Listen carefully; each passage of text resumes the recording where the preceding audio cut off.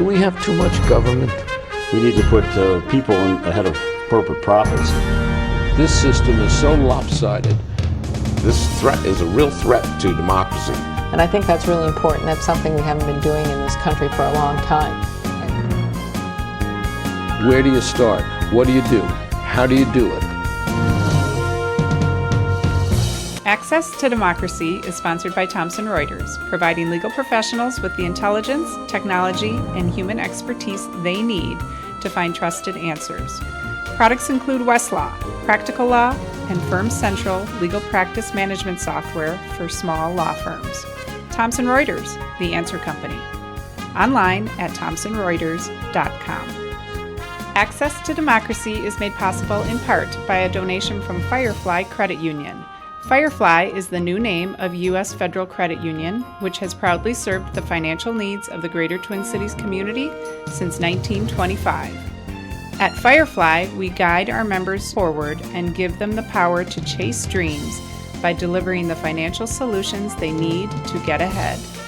From checking accounts to mortgages, we'll light the way. We are Firefly Credit Union, and this is Life Illuminated. And Dr. Charles Crutchfield of award-winning Crutchfield Dermatology in Eagan, acknowledged as one of the nation's best physicians. A Minnesota native who trained at the Mayo Clinic, Dr. Crutchfield personally treats all patients and states that experience counts and quality matters. Crutchfield Dermatology. Look good, feel great, with beautiful skin.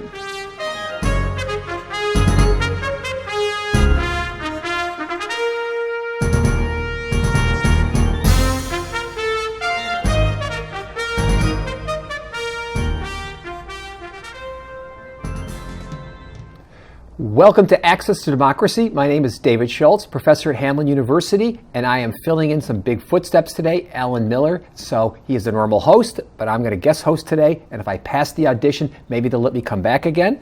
And I have with my guest today, Senator Jim Carlson. Welcome.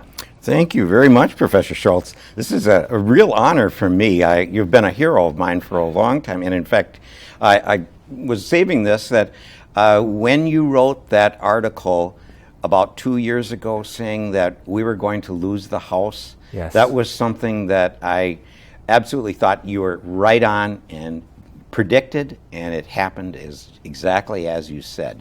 And I think that was something that really kind of turned the political, the polls on their heads here, because you predicted it first, yeah, and it happened the way you said. Well, I wish I were wrong. I wish we were wrong in that one.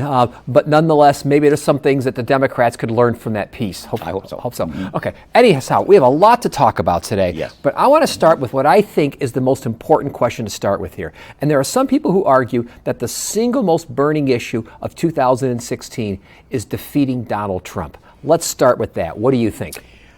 It's extremely important. This is a turning point for America's culture and our social fabric. We have a person who feels that they can offend the entire nation, and the nation is some of people are falling in line with it. They think that, hey, this gives me the validity to be able to criticize anyone with language that otherwise has been just outside of modesty. When we call another political person Pocahontas, when we use an adjective like lying Ted Cruz, lying Hillary Clinton, this is really not what we're made of. This is something that is, it's rather bizarre. And what it gives is it validates a lot of people who maybe harbor some of those prejudices and feelings in their background, and they're coming after a lot of folks that don't deserve that. Yeah, and how do we explain it? Because think us back about a year ago. It was about May of 2015. Donald Trump declares he's going to run for president, and everybody says, not a prayer in the world, he's never going to go anywhere. And look at this, he's now essentially the nominee. How do we explain how it happened? I wish I knew the Yeah. precise answer to that, Yeah. but I think what he's done is he has appealed to hidden prejudices of Yeah. people. Yeah. They're these pent-up feelings that now I can express them. Yeah. And they may not agree totally with him. Right. They may not even agree a little bit with him, but hey, now I can express it and I don't have to hide it. I don't have to suppress it. This anti-Islam feeling is, that is really a problem. Islamophobia, we call it. Right. And actually, the U.S. Attorney, Andy Lugar, is sponsoring some gatherings around the state and bringing in some of the people that have had really serious, let's say, discrimination played on. The woman that was hit with the beer mug. Yes, sure, of course. And some of those folks.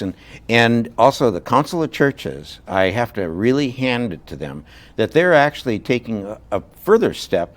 And I have a prop here. Good. This sign wishing our Muslim neighbors, the people that live around us, a blessed Ramadan. This is like Merry Christmas. Yes. This is, it's very, to wish people a good holiday in their religion. There's nothing wrong with that. That's right. This is, like Yom Kippur. Yes. It's Merry Christmas. It's all of those.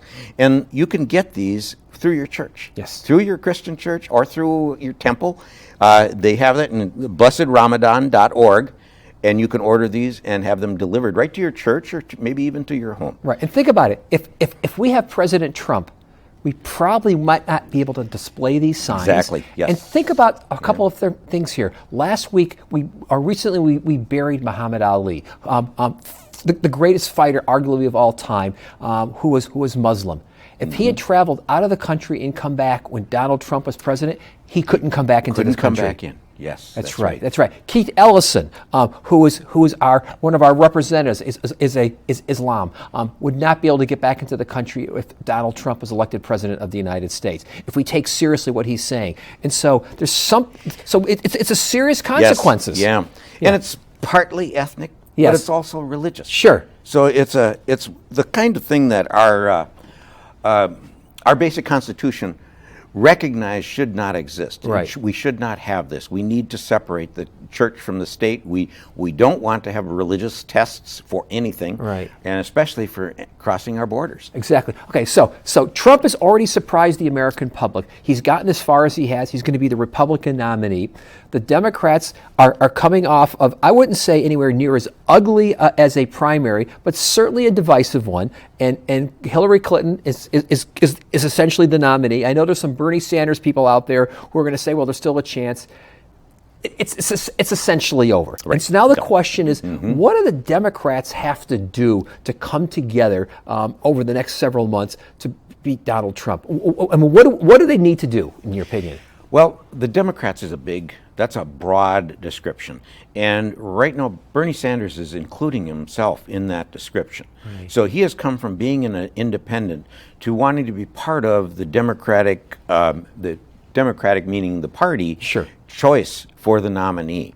So I think he has a responsibility now to help gather that tent together. He can't just walk away. Right.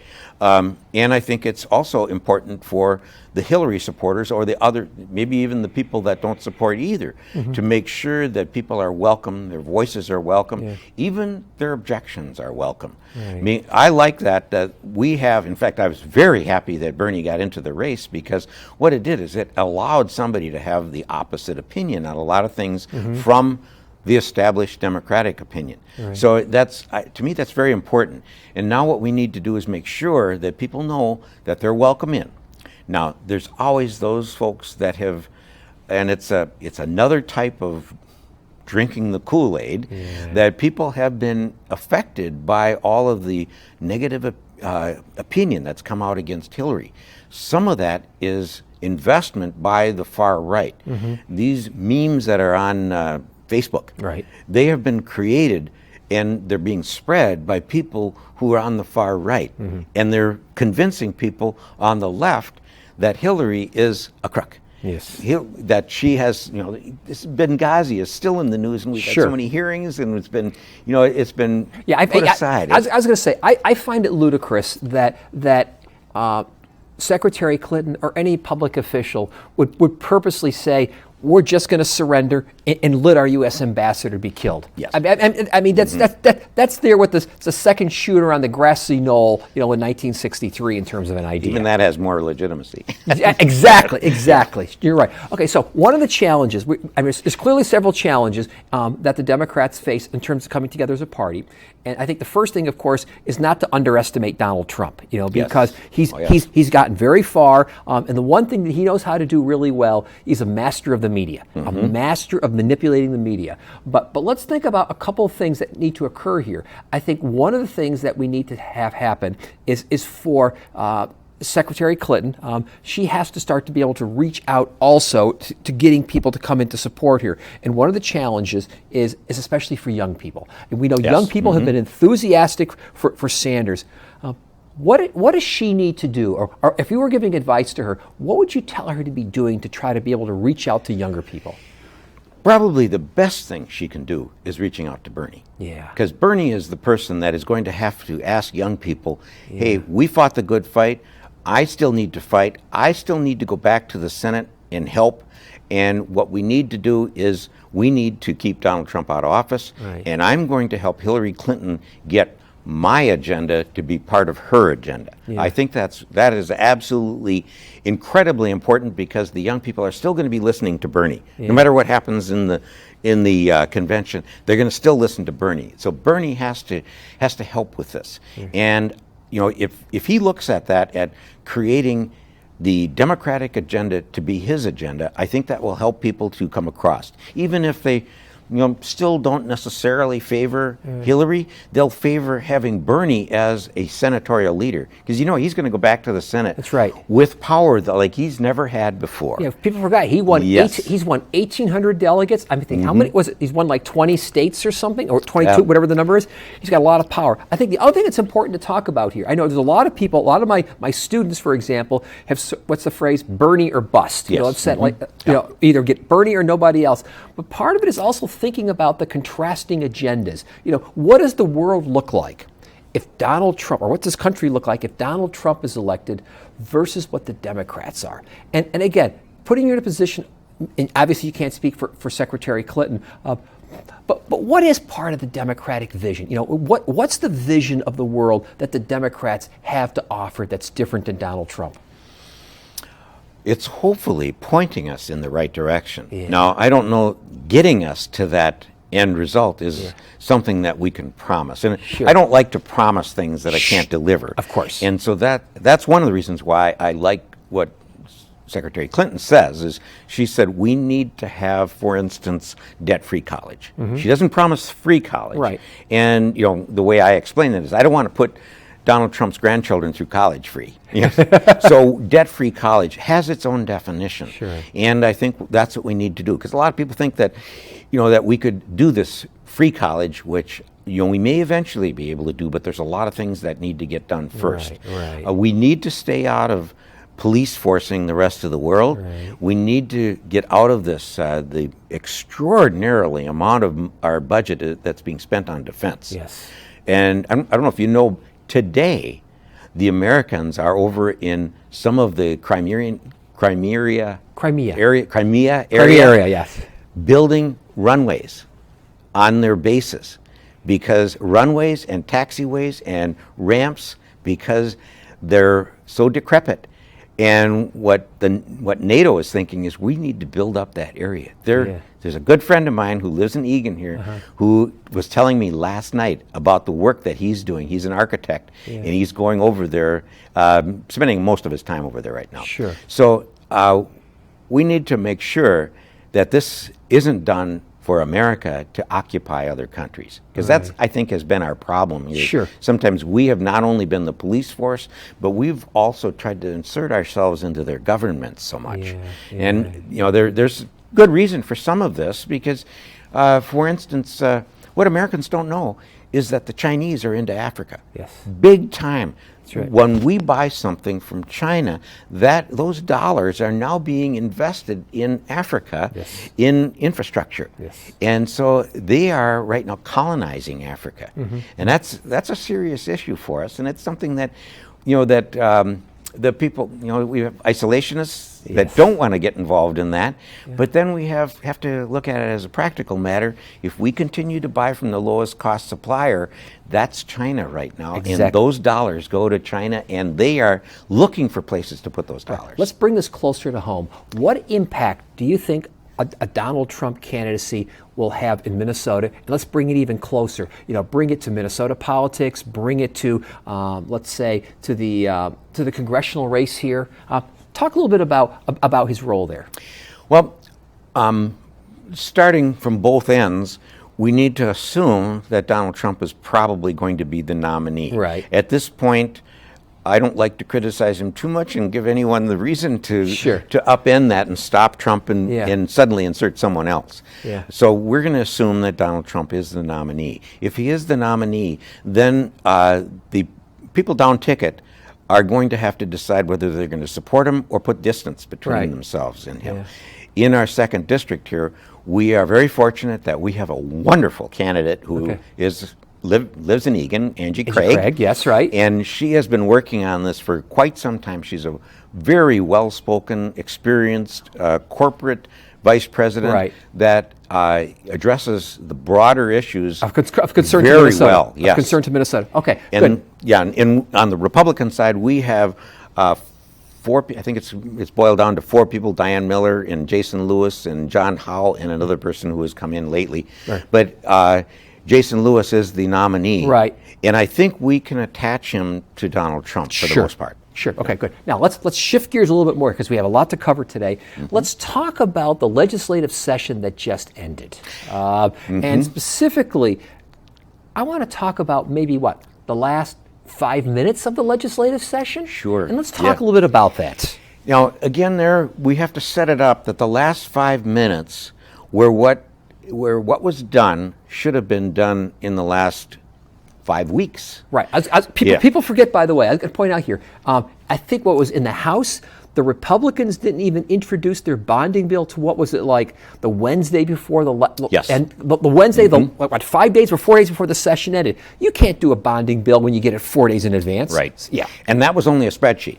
Oh, it was only a spreadsheet. The bill itself was not introduced until I believe it was like 11:30 the last night. So a half hour, and it's an 83-page bill. In fact, I have a copy of it here. All right. It's very thick, and that's what you look at to find out where these monies are actually going and where they come from. Right. They had a spreadsheet that we looked at, and you can't figure out exactly where these entries come from because in fact, their spreadsheet, as opposed to a lot of spreadsheets, didn't show, again, bonding bills are all earmarks. Right. They didn't show where these earmarks came from. And there was actually a $37 million expenditure for Cliff Road 35W interchange. That's in my district. And nobody would fess up to putting it into the bonding bill. And so I had to chase around and find out where was this originated from. It's in my district. And it is something that we're going to do, but we're going to do it along with the 35W bridge.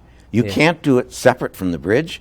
You can't do the bridge separate from this intersection. So why was the intersection in there? Right. So let's talk about that 5 minutes. Yeah. Tell me about that 5 minutes. And so nobody really understood that bill. There was a meeting that happened in Senator Bach's office by the 4 leaders, and Senator, and what usually happens is they talk in pretty friendly terms. Do you have the votes to get it through? Because a bonding bill requires 3/5 majority, or in the Senate it requires 41 votes. Right. And so the House needed to make sure that they had a 3/5 majority, and the Senate needed to be sure that they did. And that takes bipartisan votes. Yes, it does. So what they were doing in Senator Bach's office was, and what they'll do is they'll say, well, I can't get it through unless I get this many Republican votes, or I can't get it through unless I get this many Democrat votes. And so they had what was not a signed agreement. Normally you have a signed agreement. Right. They had a head nod agreement that Senator Bach said it will not be passed in the Senate unless it has the money reserved for the Southwest Light Rail. Light Rail, yes. And a big priority for the governor also. Yeah. And remember, that wasn't a big priority for just the Democrats. Right. We had The Chamber I think the Chamber of Commerce wants this. 50 of them that signed a letter. Yes. We had CEOs, we had commissioners, we had mayors from everywhere that were begging for a long-term solution, multimodal. That's right. Now, the only thing about that was the Senate Transportation Bill. The Senate Transportation Bill was also already history at that time. Yep. So now we had to do something in the bonding bill. So they agreed, in our caucus, we agreed that we would let Hennepin County pay for it. Hennepin County had to increase their taxes to pay for it. And this was done by a little amendment to allow them to match the funds from 10% of the total to 20% of the total. And the rest of it would come from the feds and from the CTIB and all that sort of thing. No new taxes other than Hennepin County, and Hennepin County was accepting it. Right, that's important to understand here, because a lot of this money is coming from the feds, a lot of it was coming local. As you point out here, this is not new money coming from the state. Exactly, yes, yeah. That's right. So they stepped out of the office, and we know from one person that was standing there that Speaker Doubt came out with his thumb up. Yeah. You know, we have an agreement. Yeah. Okay, went back to the House and didn't put that amendment in. Yeah. Sent it over to the Senate. We saw it, the amendment is not in there, and so we had an amendment prepared. And the amendment, it was the same amendment that was handed to Speaker Doubt before he went over there. So it was taken back up, and it's called the Latz Amendment to make that 10% be 20%.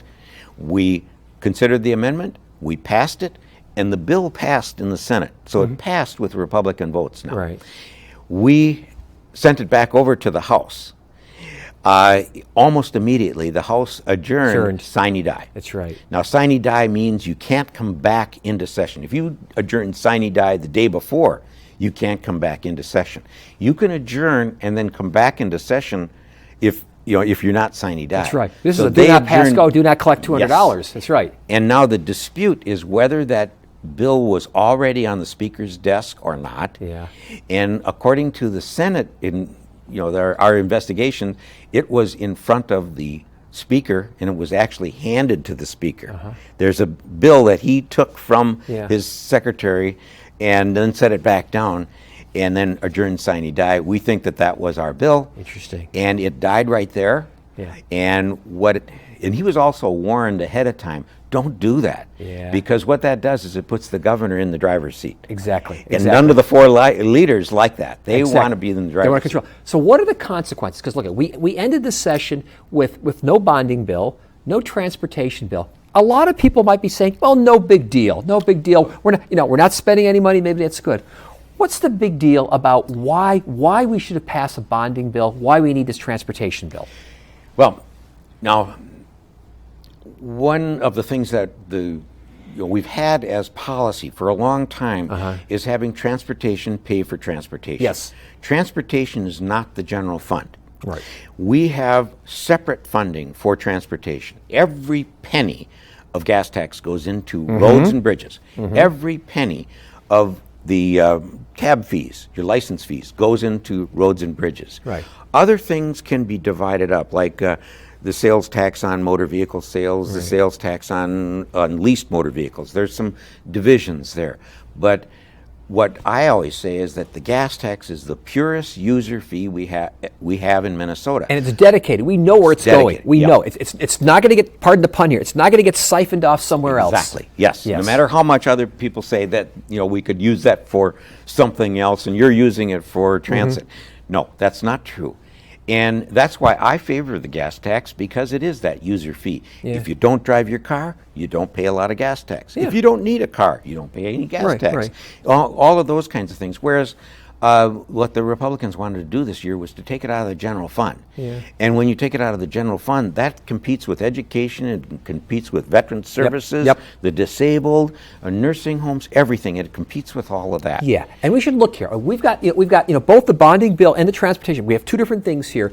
And this is really interesting what you gave me here, because this is looking at here, for example, on the bonding bill, by the way, in terms of critical things that need to be, funded. And it's a list here of what? This is Republicans who voted? Let me introduce it just a little bit. It's because the senators were getting more and more concerned that a bonding bill wasn't forthcoming from the House. So what the senators did, and all bonding bills, they spend state taxes. Yes. And which means that by Constitution, they have to originate in the House, they have to have a House file. Yes. So what we did is, and you can do this, you can take another bill that has a House file number and amend it with anything. So we amended in our bonding bill on May 5th. We released the spreadsheet on May 2nd, Yeah. let people look at it, there was hearings on it, and on May 5th brought it to the floor. And that's the bill that was approximately $1.5 billion. Right. And it had a lot of bipartisan projects in it. Right.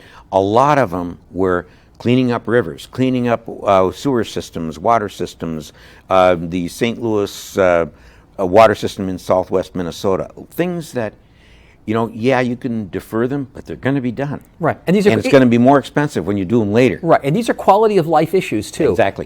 You're right. These are Yep. they're not sexy, but these are waste treatment plants. These are water purification systems. The bonding bills are going to cover things such as I'm looking at here, parks and trails. Things that are really important to the state. And I think oftentimes voters forget that. They think that like the bonding bill is a bunch of what that phrase pork barrel legislation, Yeah. but it's actually Yeah. critical. And the same thing with transportation. They forget about that. That they think, well, it's just going into a big waste hole. But we know that across the state there are roads, bridges, highways that really need to have work done. Now, in the couple of minutes we have left here, I want to bring us closer to home to you because you're running for re-election, correct? Yes, I am. Okay, and so we should talk a little about in terms of, I think you have a fundraiser coming up at some point. Yes, I have something next Thursday, June 23rd. Okay. In the late afternoon, approximately 6 o'clock, I believe it is. We're going to have the governor speak, and this is at my sister's house on Wilderness Run Road. So it's we call it the garden party, and All right. the invites have hydrangeas, blue hydrangeas on them, Nice. and those are in memory of my mother, Okay. who used to raise hydrangeas, and she always wanted to show them off. So we had this garden party, and we're keeping that our family history going. Tradition, going, sure, yes, sure. Yeah. And so it is. It's going to be a good fundraiser. Hopefully, our biggest fear was that we were going to have a special session that night, but that looks like it's not going to happen. But yes, it is a fundraiser, and everybody that would like to come and maybe meet the governor and some other candidates is welcome to come. Well, how can they find out more information about it? You can go to my webpage, and we have an announcement on there, or. One of the things that a lot of people do is they Google our names. You can Google Jim Carlson. Right. Okay, and you ignore one Jim Carlson because he's the guy that's in prison now that ran for president in 2012. And that's not you. Yeah, and look for mine, and Okay. you'll be connected with my webpage or my Facebook page. Wonderful, good. Okay, so any sort of closing thoughts that you want to say about your campaign or about the legislative session or anything?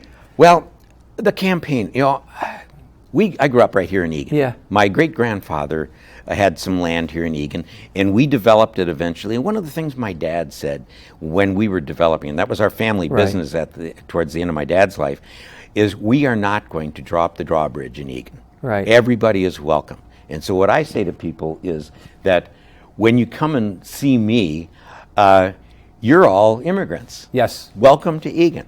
You're welcome to come here. Right. We always keep the gate down, and you can come to Egan, and so I welcome everyone here. And that's a good message because unlike Donald Trump, who wants to pull the gate up, you want to keep everybody in and let everybody in. Thank you very much, Senator, and thank you for watching Appreciate Access to Democracy. Thank you, Professor.